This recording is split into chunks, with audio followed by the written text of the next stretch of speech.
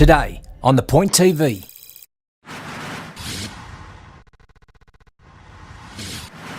Once you get to the stage that you're on Shark Tank, it's not actually in the first year that a lot of businesses fail now. It tends to be in the second and third year where they start to grow the business. Yet for women, we're able to juggle 6 to 12 different things at once. It just takes us longer. One of the things I love to do as part of this mindset shift that we were talking about, this transformation, is really help organisations understand their role, their key and powerful role as a gatekeeper. All this and more on The Point TV.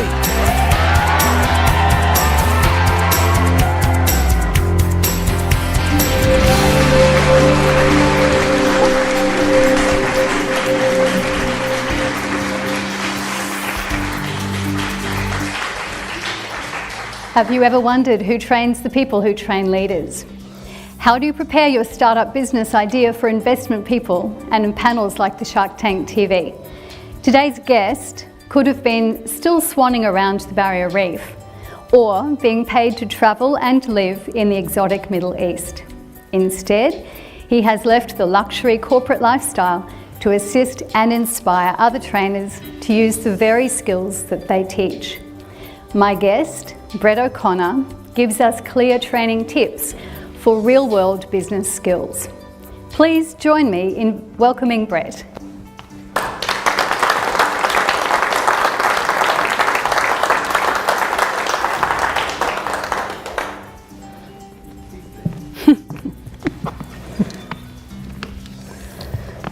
Hello Brett, and welcome to The Point TV this evening. Thank you, lovely to be here.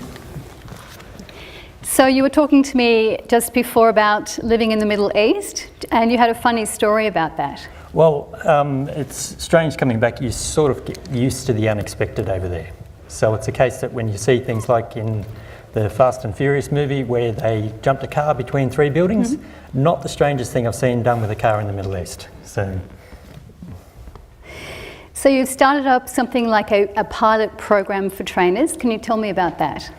What we do is we started up a program to get professional development and train trainers so that they can update their industry currency and they know what's happening out there and the skills that they need to pass on to people that want to learn how to do things like start a business. And that's a niche area, is that right?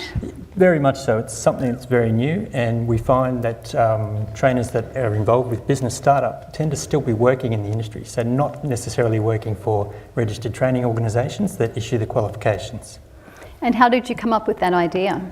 Well, I was actually doing my own professional development, and I went into a couple of sessions with 2 of the sharks from the Shark Tank, and they were going through the skills that you needed these days to start up a business, either coming from having a product to sell or you've got a problem to solve, and that tends to be the main way to do it.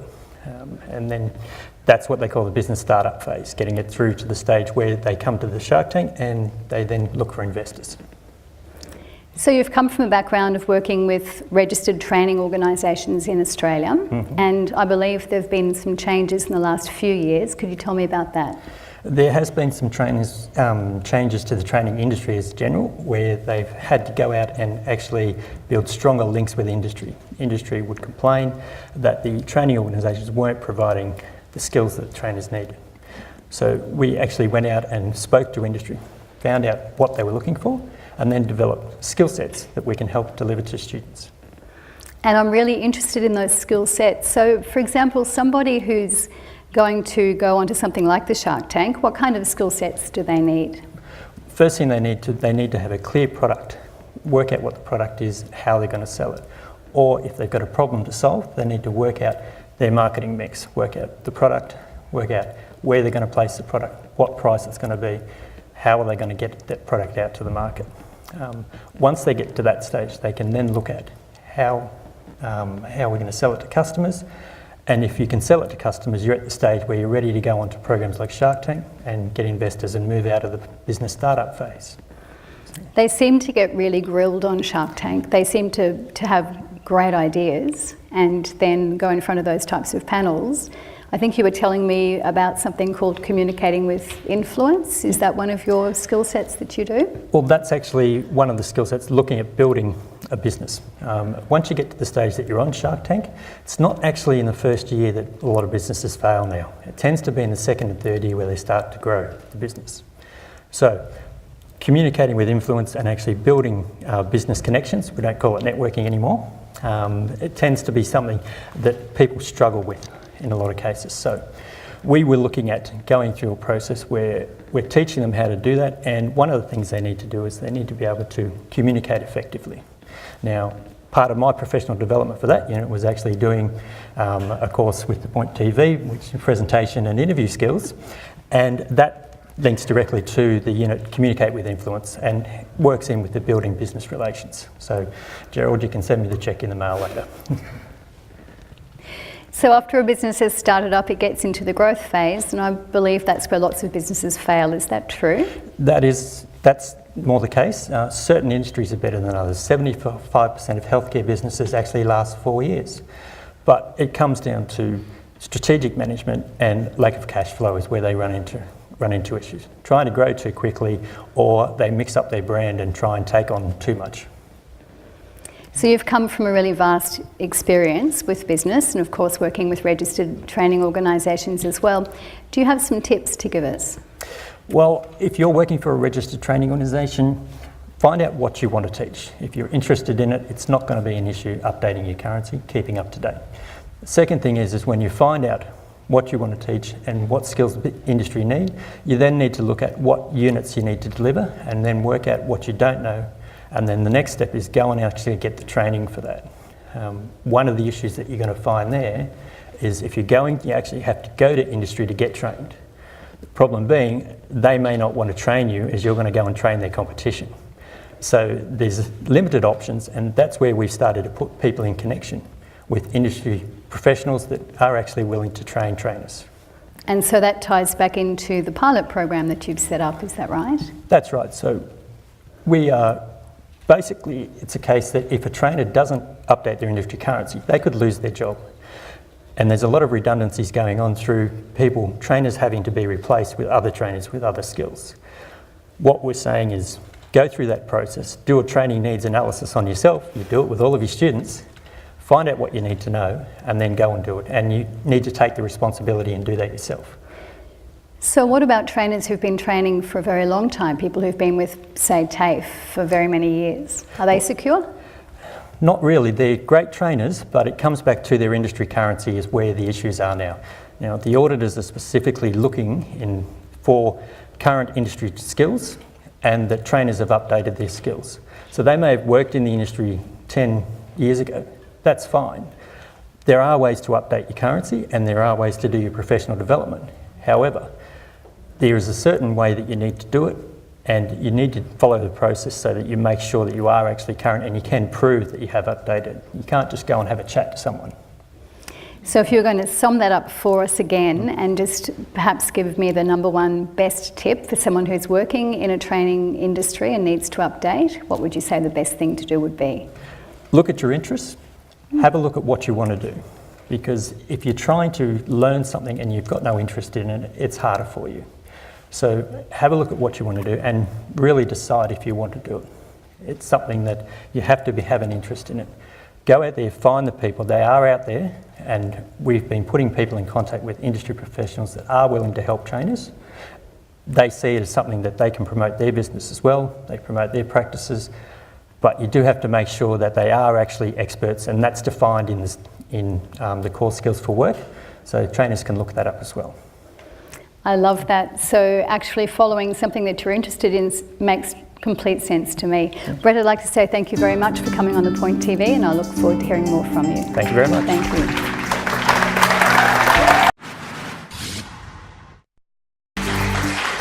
My guest tonight is not just a housewife and not just a mother of 7 children. Her passion is to free women from the hypnotic delusion of the feminist movement. Obviously, we're now a long way from the stereotypical images of being barefoot and pregnant in the kitchen, but has the pendulum swung too far? Are women now turning against feminism?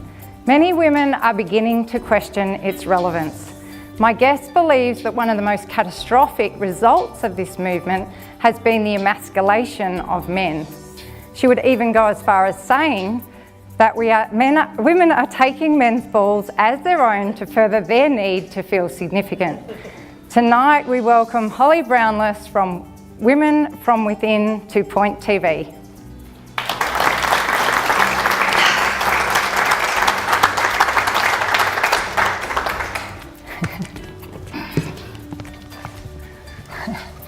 Welcome, Holly. Thank you. I'd love to know, how do you become a woman from within? Okay, so I believe that as females, that fundamentally we are already women from within. But I do believe that some of us need to take the opportunity to listen to that voice that's inside of us. And I'm not talking about the voice that belongs to our parents or our husband or our children or even society. I'm talking about that voice that is really ours. You see, as women, we are brilliant at being able to juggle so many different things. There are many roles that we play. And with each of those roles that we play, that we wear a different mask. Unfortunately, though, sometimes we forget to take the mask off. And I believe that that's where the feminist movement has its delusion over us. It really does have that effect on us. That's what's been happening, hasn't it? Yep, it really does. Yes. So, what are some of the problems that you see with feminist women? Okay, so quite a few clients that I have come to me are really in their feminine power, in their masculine power. Sorry.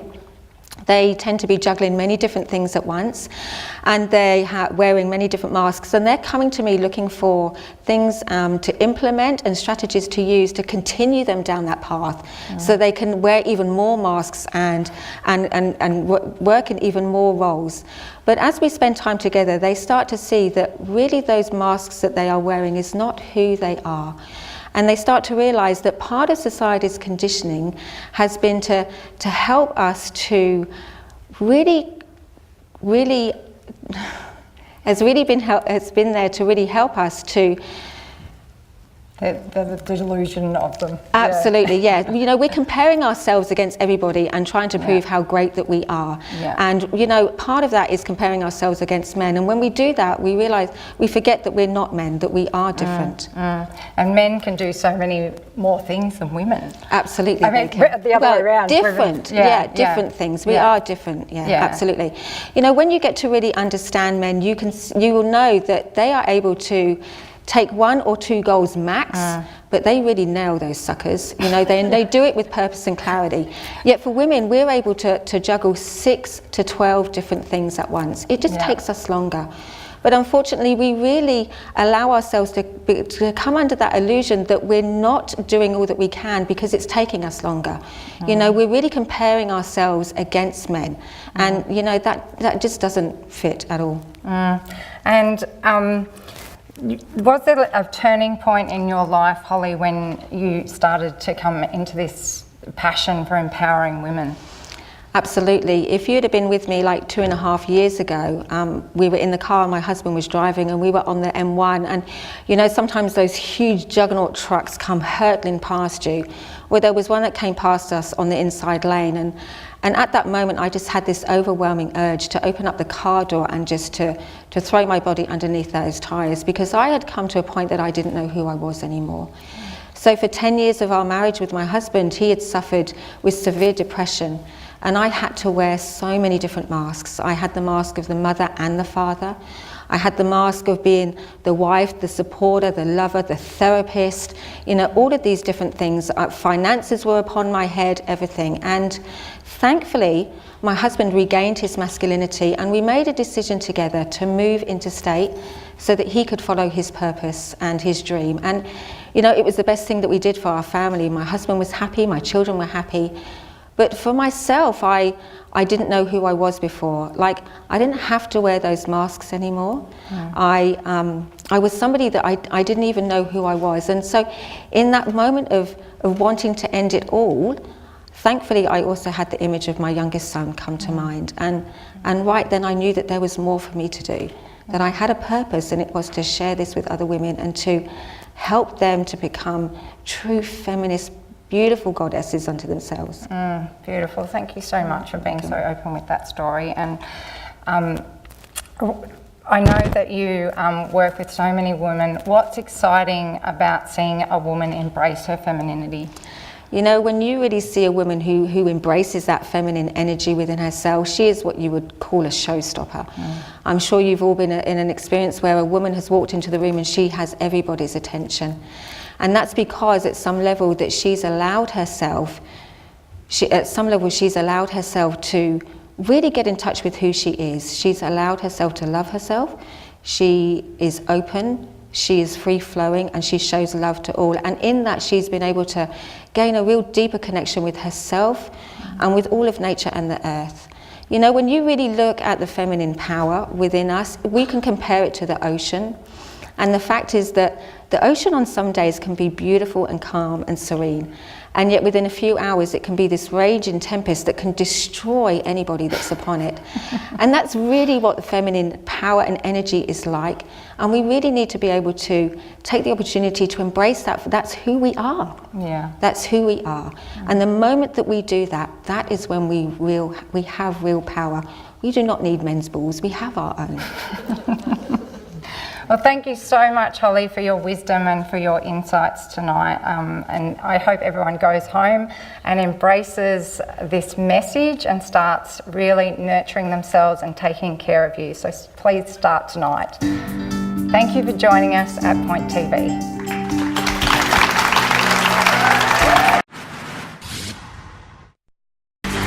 It's tough being a charity these days. Charities and not-for-profits are under increasing pressure to be more transparent, to do more with less, and to be more answerable to their communities of followers. There are more than 700,000 not-for-profits in Australia and New Zealand alone, and over 10 million worldwide, all competing for donations and support. My guest today is Abby Clements from Infinity Sponsorship. Abby helps not-for-profits transform themselves from a charity in need of handouts to a valuable marketing partner for the right company. Please join me in welcoming Abby to The Point TV.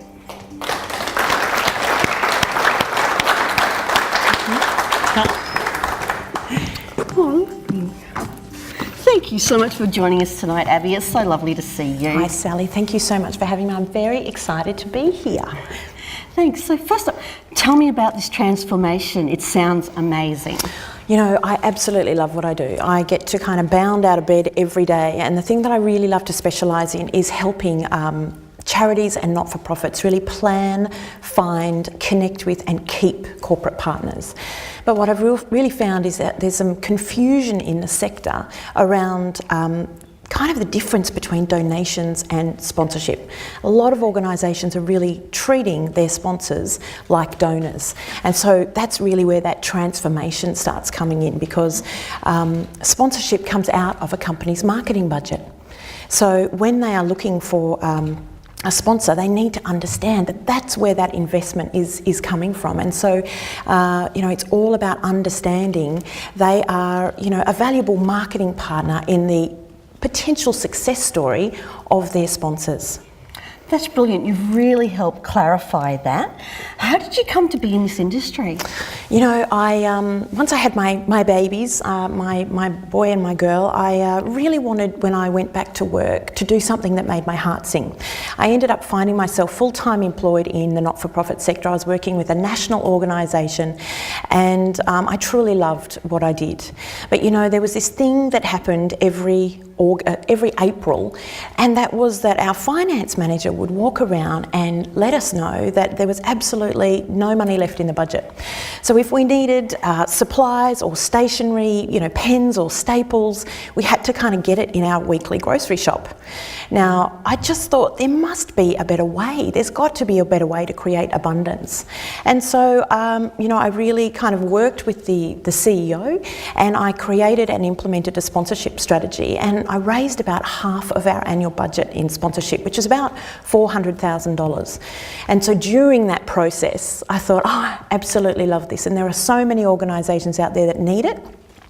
And so I created Infinity Sponsorship, and here we are now. Oh, that's great. That's a really great success story, Abby. You've done some really, really amazing things. Can you tell me what would be one of the the best tips that you could give a charity when they're going to approach sponsors? Yeah, absolutely. You know, one of the things I love to do as part of this mindset shift that we were talking about, this transformation, is really help organisations understand their role, their key and powerful role as a gatekeeper. They are a gatekeeper to a community of followers that are really the ideal target market for a company, for their sponsors. And a lot of organisations haven't really come to realise the power in that scenario. They just think that they need donations or they need handouts, rather than realising we have a warm group of supporters here that a company or brand is trying to sell to, and that makes us a gatekeeper in this scenario, and it really tends to level the playing field, and it can be a much more empowering experience for an organisation. Oh, that really helps lift the bar there. And so can you tell me what would be the main challenges that the organisations face when they go to approach a sponsor? Yeah, look, I would see time and time again 3 key challenges that they face really. It's time, it's budget, it's resources. You know, I remember from my time full-time in the sector, and you know, I needed to wear 4 or 5 hats, and of course I only had one head. So you know, people just don't have the time to dedicate to the things that are going to help grow their organisation, the resources and obviously the budget to kind of reinvest into their organisation, which is why I love helping them with corporate partnerships so much. It's about, you know, not-for-profit is a cancerous term. You know, really I like to think of it as being for purpose, for passion and for social change. Really I invite organisations to make wild profits and invest that money back into their organisation so they can grow, create more services and programs to help their community of followers. No, that's really fantastic. So for the charities and fundraisers that are watching today, what thought would you like to leave them with? Yeah, look, I think really what I want people to leave with today is the fact that there absolutely is abundance out there. There are companies everywhere looking to spend their marketing budget creatively. They are looking to make connections with their ideal target market. They are wanting to positively impact the experience that your supporters have of your organisation. So my key message would be, don't give up. There is absolutely abundance to be had, and don't give up. It's really important. That's a great message, Abby. I really love that message of don't give up. And a few other things that you said have really resonated with me today. The first thing would be that transformation of mindset, that going from the poverty mindset of feeling like a charity needing a handout, being desperate, to a place of empowerment where the charity realises they actually have something valuable to offer to a corporate sponsor in marketing. I love seeing that light bulb moment for them go off when we work together. That's awesome. Yeah, Thank you. That really is powerful. And the other thing that touched me deeply is the fact that you emphasise relationships and connection. And relationships, you're really speaking my language there. Relationships are key to so much in life, to everything. They're key to business, to family, to life, to everything. And I want to thank you so much for reminding us of that. So thank you, Abby, and thank you for watching The Point TV. Thank you.